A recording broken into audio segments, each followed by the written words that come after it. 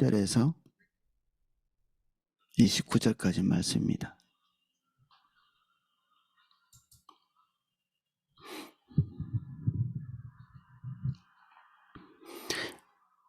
시편 37편 21절에서 29절까지 내용을 제가 읽어보겠습니다.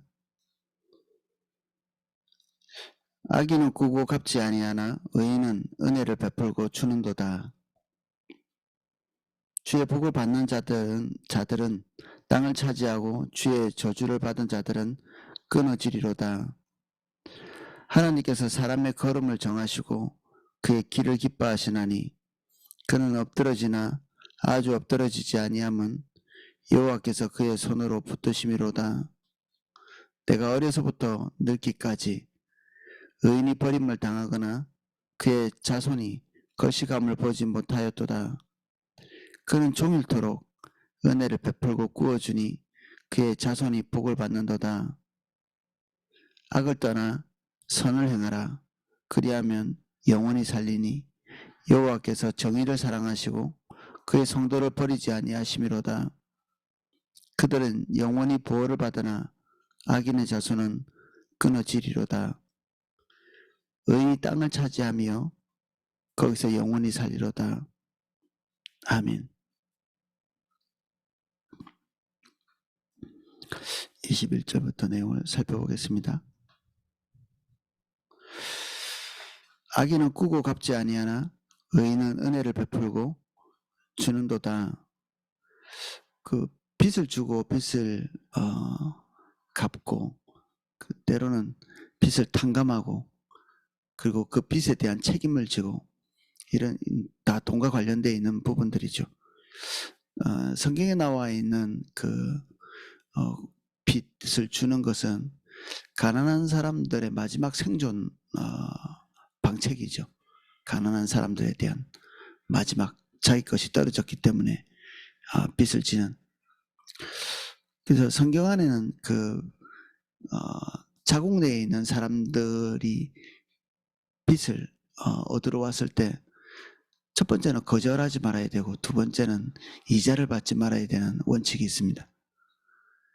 그런데 또 기묘하게도 이방인 자국인이 아닌 사람들에게는 이자 받는 것을 또 허용하고 있는 그런 면이 있죠. 그래서 먼저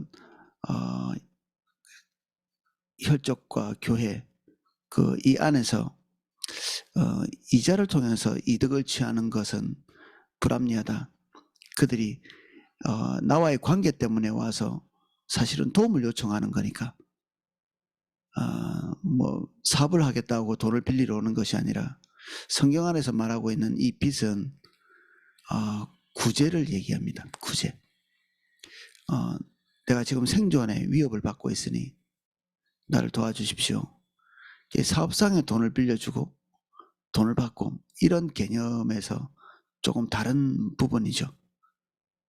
그래서 어떤 사람이 교회 성도라고 돈을 좀 빌려달라 사업하는데 그것은 어느 정도 좀 이렇게 하나님의 영역에서 벗어나는 부분이기도 합니다.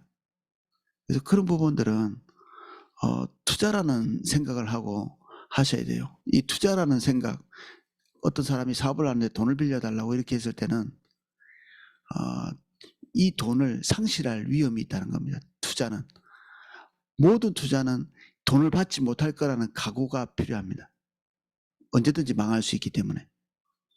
그래서 그럴 각오가 섰을 때 빌려주는 거죠. 성경이 말하고 있는 빚을 주는 것은 우리가 누가 보더라도 그 사람이 내가 돈을 빌려주지 않으면 생존에 치명적인 문제가 있는 절대적 가난일 때 우리가 이자를 받지 않고 그가 그 궁지에서 이렇게 나올 수 있도록 돕는. 또 우리가 이런 경우에는 거저도 줄 수 있겠죠. 거저도. 그렇지만 여기서 나온 것처럼 빚을 꿔가는 사람들은 그가 생존의 위협을 당하기 때문에 빚을 질 가능성이 있지만 그것에 대한 책임을 반드시 하게 되어 있습니다. 그래서 구약 성경은 빚을 갚지 못하면 6년 동안 그 종살이를 하면서 몸으로써 그 빚을 갚는 그런 제도가 있습니다. 그리고 6년이 지나면 그제서야 탕감을 해주는. 그래서 6년이 지난 다음에는 또 이 주인 입장에서는 그가 새롭게 새 출발할 수 있는 기반을 마련해주는, 이 성경이 말하고 있는 이 돈 거래 그리고 빚을 주고받는 것, 이건 철저하게 하나님의 긍휼과 자비에 근거하고 있죠.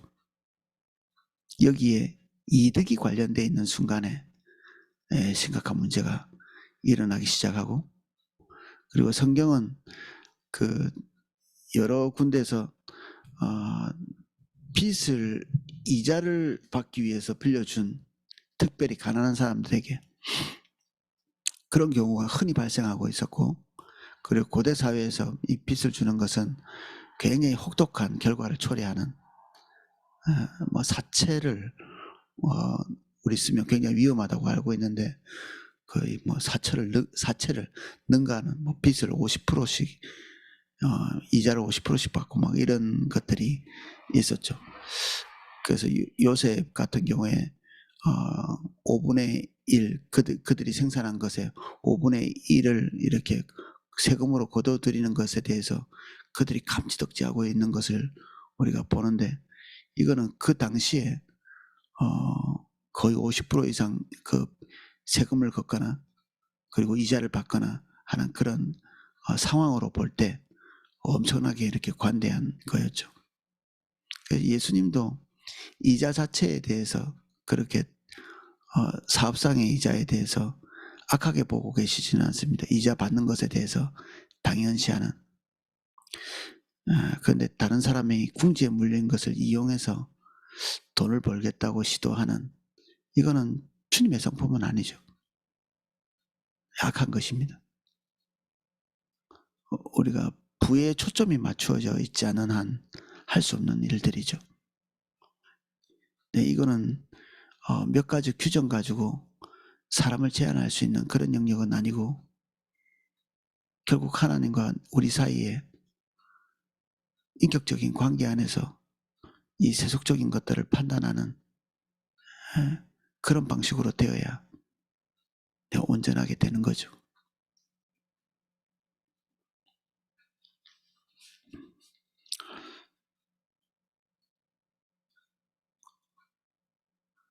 주의 복을 받은 자들은 땅을 차지하고 주의 저주를 받은 자들은 끊어지리로다.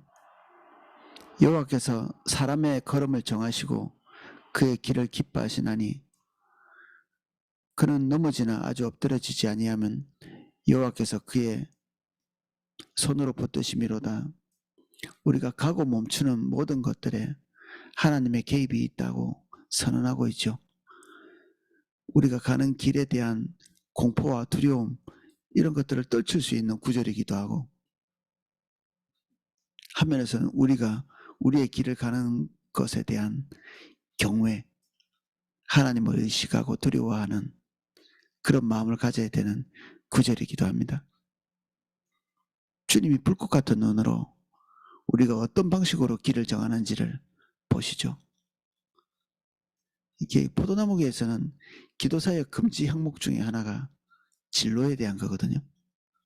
결혼, 진로, 이사 뭐 이런 것들은 기도사역이 금지되어 있죠. 기도사역으로 그들의 굉장히 중요한 부분들을 결정해 주지 말도록 하는 것입니다. 사실 이거 가지고 하나님 앞에 또 심판도 받고 하나님께서 주시는 그 축복을 누리기도 하고 그러거든요. 중요한 결정일수록 하나님과의 관계가 거기에서 여실히 드러나죠. 무엇을 소중히 여기는지를 보는 것이죠. 뭐 똑같은 행동이라도 그것을 통해서 볼 수 있는 내면적인 것은 하나님만이 결정하실 수 있습니다. 어떤 분이 나는 교회 근처에서 살고 싶어서 교회 근처로 이사를 굳이 오시는 분도 있고, 그것은 화면에서는 주님을 찾을 수 있는 그 열이, 주님을 찾겠다는 열의가 포함되어 있을 수 있죠.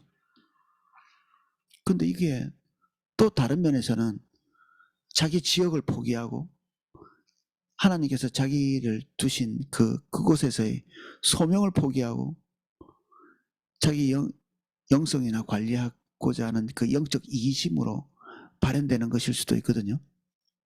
똑같은 행동인데도 그것을 그대로 뭔가 이렇게 평가할 수 있는 그런 여지가 없는 거죠. 하나님과의 관계가 이 모든 것들을 결정하는 거죠. 화면에서는 주님을 사랑하는, 그리고 가까이 가지 않으면 주님과 교제할 수 없다고 믿어지는 그런 정황을 스스로 겸손하게 판단하고 이사를 오는 경우도 있겠지만, 정말 하나님께서 우리에게 맡기신 이 어떤 소명의 자리, 그런 것들을 탈탈 털어버리고 그냥 자기의 편리, 그 영적인 그 안일함, 그것을 추구해서 이 예배당 가까이 이렇게 오는, 그래서 예배당 가까이 왔다고 결코 이렇게 신앙생활을 더 잘하지도 않고 더 편리해지지도 않고 현저히 교회 안에 더 봉사가 늘어나는 경우도 있지만, 전혀 교회가 차라리 멀었을 때는 하나님에 대한 갈망이 있는데 교회 가까이 와서는 왔다는 것 자체로서 안일함이 그 안에서 그를 짓누르는, 5분이면 갈 수 있는 거리, 그건데도 마음에 그리움조차 없는 하나님에 대한, 그래서 화면에서는 어렵습니다. 이런 것들을 규정하고 이렇게 하십시오 저렇게 하십시오라고 말하는 것 자체가 허무한 것이 되죠. 모든 결정은 자기 자신이 하나님 앞에서 그 관계 속에서 결정하는 거기 때문에 이 기도사역 금지사항이 있는 것입니다. 이렇게 중요한 요소들을 하나님 앞에서 자기가 스스로 결정하고 선한 것을 도출해낼 수 있는 힘이 없는데 무슨 다른 것들을 이렇게 결정하겠습니까?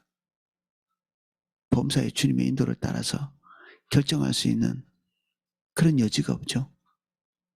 그래도 그나마 자기 인생에 중요한 것들은 하나님 앞에서 분투하는 그런 마음들이 있는 건데, 이런 요소들, 이사하고 진로를 결정하고 결혼을 하고 하는 이런 결정들을 하나님 앞에서 이렇게 해낼 수가 없다면 다른 것들은 볼 여지도 없죠.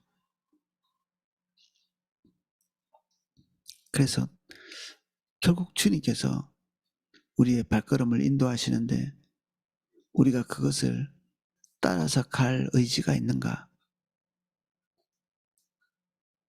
제가 목회를 하면서 관찰한 것은 우리 성도님들이 주의 길을 모르는 사람은 없다는 게 저는 기본적 결론입니다. 주의 길을 잘 모르지 않으시구나. 어느 시점에 주의 길이 어떤 것인지를 아는데도 자기가 원하고 결정한 길이 있기 때문에 혼미하게 되는 거죠. 그래서 굉장히 그 주님과의 관계가 선명한 분들이 있습니다. 그런 분들은 결정도 되게 선명합니다. 빠르고 단순하고 깊이 고민 잘 안 합니다. 그래서 기도 한번 해보겠습니다 하고 시간이 너무 많이 걸리는 분들은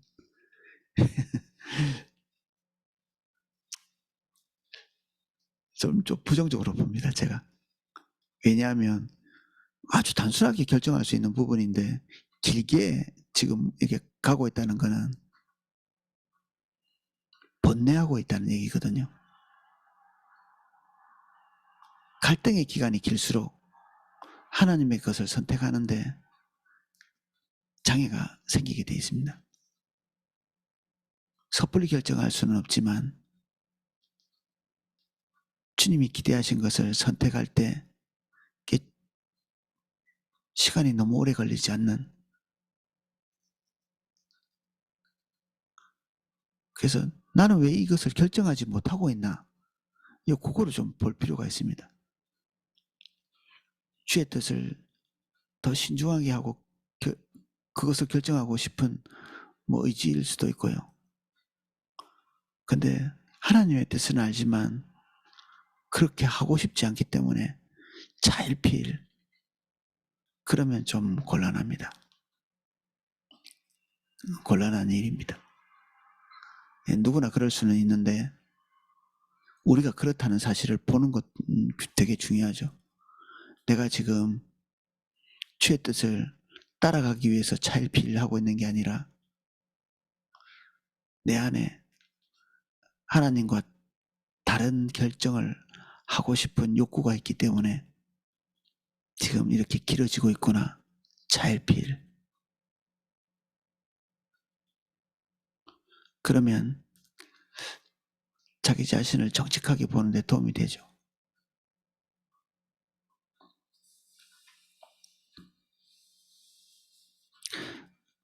의인도 넘어질 수는 있지만 이것은, 넘어지는 것은 인생이 끝나는 것이 아니라 어려움이나 고통 이런 것에 처할 수 있다는 한정된 이야기입니다.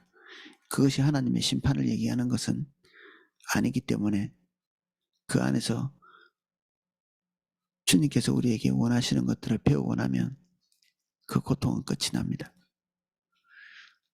내가 어려서부터 늙기까지 의인이 버림을 당하거나 그의 자손이 거식함을 보지 못하였도다. 이 시편에 갑자기 다윗의 견해가 불쑥 나오죠. 대단히 보편적인 일입니다. 의인이 그 자손이 거식함을 보지 못했다. 정직한 고백이겠죠. 근데 우리가 하나님 앞에 서 있기 때문에, 주의 길을 가기 때문에 우리 자식들이 기계적으로 다 좋은 길로 빠진다, 그런 건 아니겠죠. 이 다윗 본인의 자식도 아버지에게 대항해서 반란을 일으키다가 일찍 죽기도 하고, 그리고 형제끼리 서로 살해당하기도 하고, 그 못된 모든 것들은 다 심판을 받죠. 우리 유다의 자식들도 둘이나 하나님의 손에 침을 당해서 죽었다는 사실을 우리가 성경을 통해서 볼 수 있습니다. 근데 이 말은 하나님께서 주시는 보편적인 축복, 그가 하나님을 벗어나지 않는 한, 이런 단서 안에서 하나님께서 주시는 은혜입니다. 그래서 윤리는 자기의와 하나님과의 관계 안에서 나오는 의가 이게 판이하게 다른 길을 걷게 되어 있습니다. 굉장히 판이하게 다른 길. 자기가 옳다고 생각하는 길, 그 길을 가기 때문에 범사에 잘 될 거라고 기대하고 믿는 것은 어리석은 일이죠. 모든 의의 출발이 하나님이시거든요. 그래서 그분과의 관계 아래서 나온 법이 아니면 옳지 않습니다. 이게 주님과의 파과의 관계, 주님께서 그때 당시에 우리에게 오셔서 말씀하시는 의로움이 아니면 가치가 떨어지는 거죠. 요쪽 목사님 말씀하시는 무시간적 진리, 그냥 세대를 걸쳐서 다 옳다고 여겨지는 바. 근데 우리가 추구하는 진리는 그런 진리가 아니라, 무시간적 진리가 아니라 하나님의 때가 그것을 의롭게도 만들고 의롭지 않게도 만들거든요. 오늘 하나님께서 결정하신 그 결정이 무엇인지를 보는 것, 이게 그리스도인의 윤리입니다.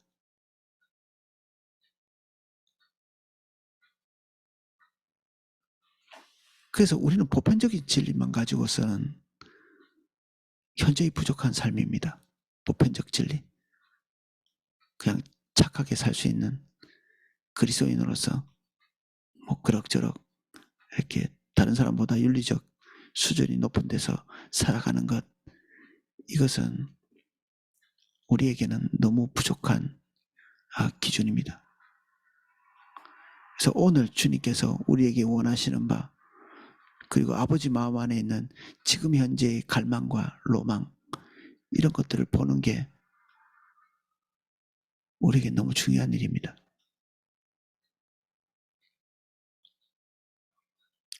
보편적인 의로움이 있죠.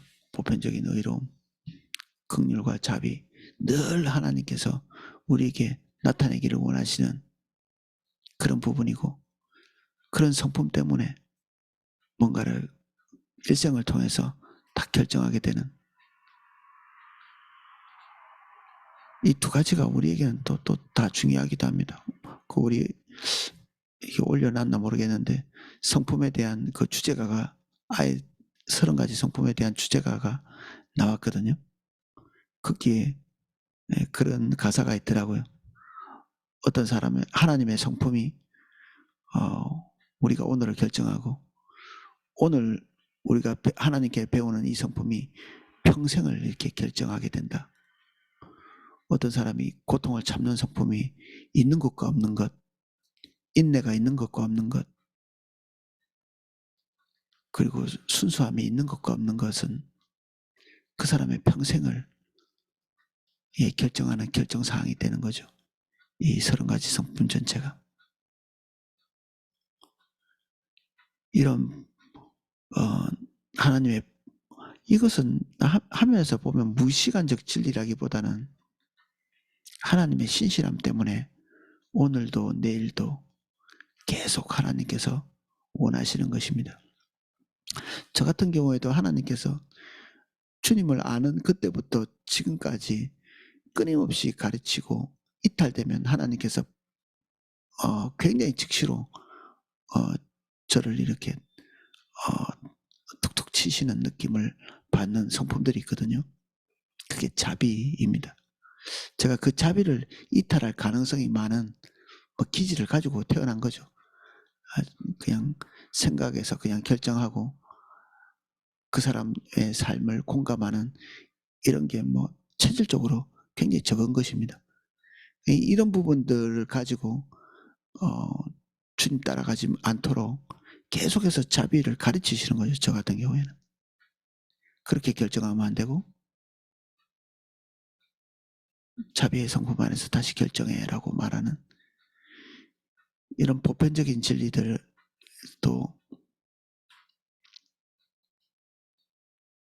하나님께서 우리에게 기대하시는 바이면서도 오늘 우리는 그것만 가지고는 부족하고, 오늘 주님께서 우리에게 기대하시는 바를 알기 위해서 우리의 촉각을 곤두세우는 은혜가 필요합니다.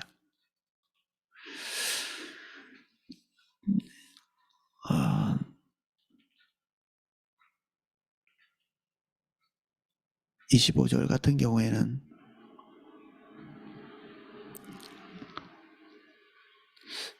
저 개인도 주변을 이렇게 돌아보면 이런 경향성들을 발견하게 됩니다. 굉장히 특수한 경우를 빼놓고는.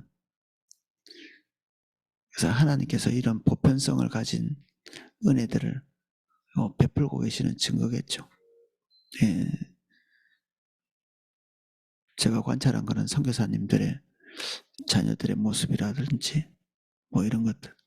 저 개인도 비슷하게 하나님의 일을 하느라고 빈 부분들은 그 자녀에게 그렇게 타격이 되지는 않더라고요. 더 잘해줬으면 좋았겠지만 하나님의 인도를 따라서 어떤 일을 감당하기 위해서 비어진 부분에 대해서는 우리 자녀들에게 하나님께서 그게 상응하는 것들을 채우시는 것들을 경험 많이 합니다.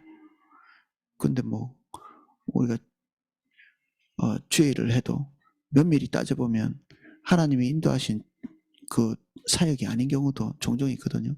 얼마든지 저도 저의 탐심, 그리고 저의 근심과 염려 때문에 사역에 그 하나님께서 정하신 그 분량을 넘어설 수도 있거든요. 주님을 믿지 못하기 때문에 사실 더 열심히 할 수도 있습니다. 사역을. 주님을 신뢰하지 못하기 때문에 또 가서 보고 확인하고 한 번 가도 될 걸 두 번, 세 번 가기도 하고, 이게 믿음이 있어서 헌신되어서 하는 게 아니라 믿음이 없기 때문에, 그리고 주님께서 기대하시는 바 이상의 것, 자기 것이 포함되어 있다는 얘기죠. 주님보다 더 착하고 주님보다 더 열심히 있는, 그게 얼마나 부끄러운 일입니까? 이게 의로운 채 하는 거죠. 의로운 채 하는 거.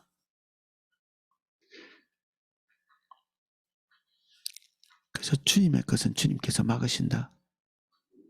그러나 이것을 가지고 자기의 그 의무를 방치하는, 부모의 의무를 방치하는, 하나님께서 우리를 통해서 자녀의 필요를 채우기를 원하시는 그런 부분들이 있음에도 불구하고 그런 부분들을, 이런 구절을 가지고 다 뒤덮어 버리는 그런 경우도 흔치는 않지만 가끔 봅니다. 가끔. 종교적인 것들을 많이 하면 하나님께서 다 통과시켜 줄 것 같은,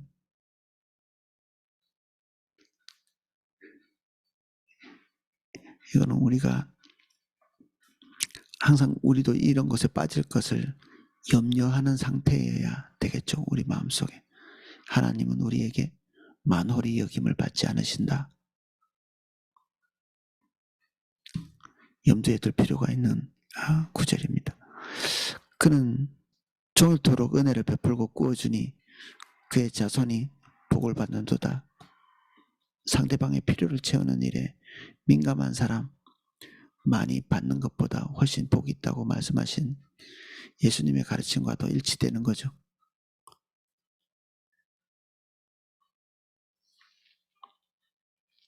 악에서 떠나 선을 행하라. 그리하면 영원히 살리니 여호와께서 정의를 사랑하시고 그의 성도를 버리지 아니하심이로다. 그들은 영원히 보호를 받으나 악인의 자손은 끊어지리로다. 의인이 땅을 차지하며 거기서 영원히 살리로다.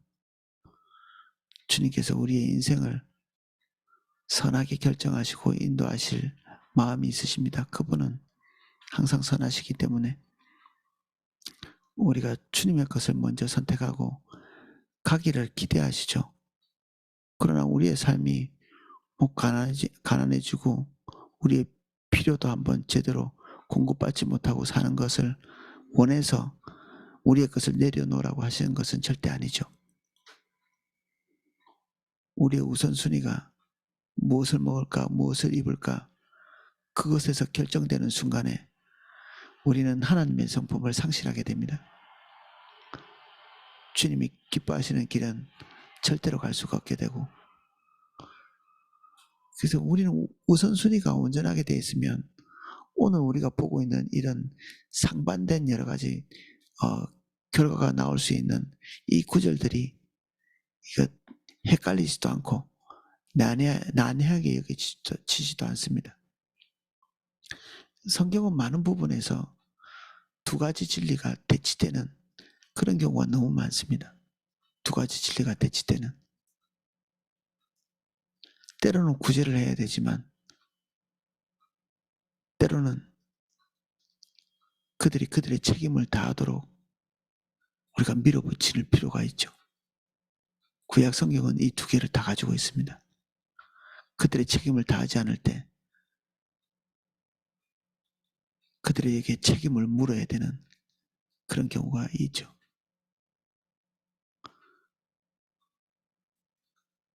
그래서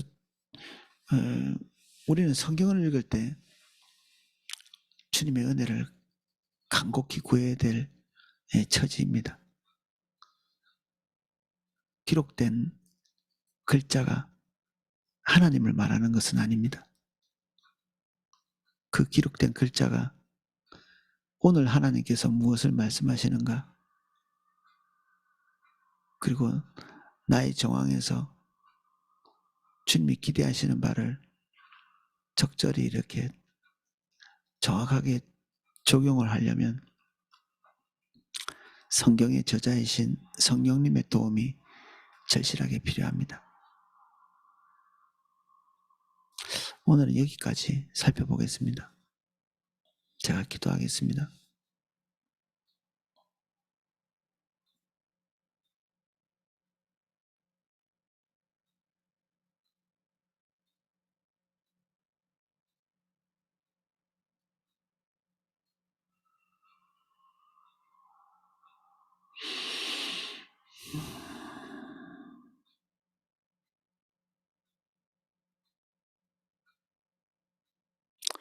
특별히 이렇게 고통 속에 있는 분들에게 이 하나님의 말씀은 하나님의 것을 선택하는데 용기를 불러일으키지요.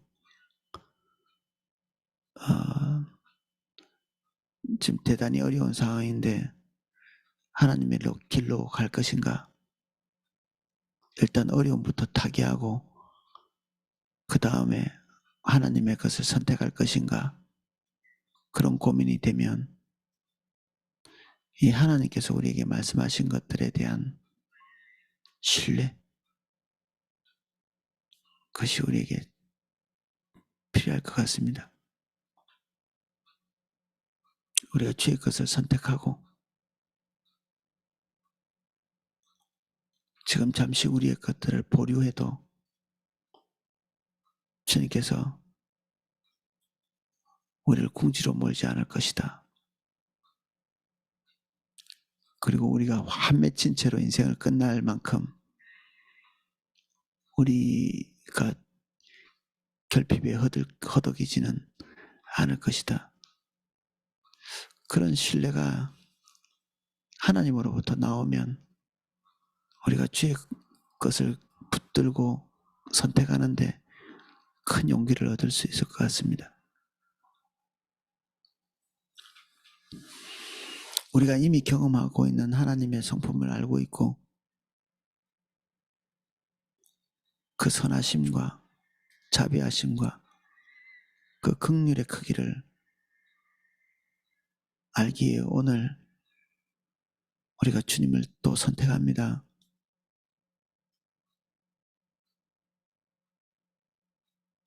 우리가 간절히 바라는 바를 겸손히 내려놓습니다. 주의 뜻이 더 선함을 알기에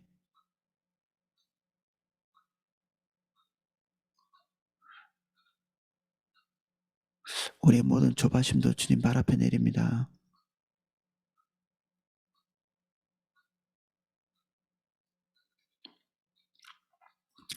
타는 마음이 있는 모든 분들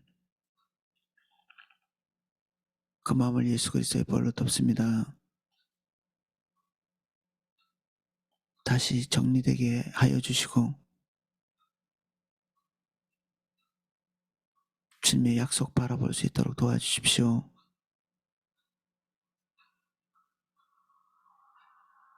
의로운 결정을 하는 의인 되게 해주십시오. 주님이 기대하시는 바를 결정하는 자가 의인입니다. 오늘 저희들이 의인으로서 주님의 기도를 쫓아가는 저희들 되게 해주십시오.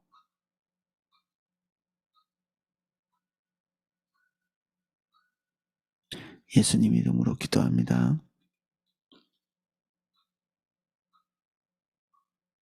아멘.